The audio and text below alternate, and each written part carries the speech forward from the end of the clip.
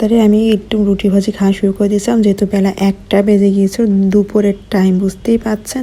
তো উঠে দেখি রুটি বানানো আর বেগুন দিয়ে আলু দিয়ে সুন্দর করে ভাজি করে রাখা। তো আমি টেবিলের দাঁড়ায় খাওয়া শুরু করে দিয়েছি, যেহেতু হাতে কাজ, রান্না বসাতে হবে। তো এই যে নারকেলটা মা দেখাতে নিয়ে আসছে যে একদম গাছ উঠে পড়ছে, এটা দিয়ে কী করবো, তাই বললাম ওটা দিয়ে পিঠে করবো। আর এদিকে আমি রান্নাঘরে যখনই কাজ করি আমার ছেলেটা দুষ্টামি ততটাই বেড়ে যায়। সে কি করে, মশার ব্যাটটা নিয়ে, মানে বাসার মশার ব্যাটের মতন তার ব্যাটটা, সেটা নিয়ে সে সারা ঘরে মশা মারতে লেগে যায়। মানে এদিকে ওদিকে শুধু মশা খুঁজবে আর মারবে।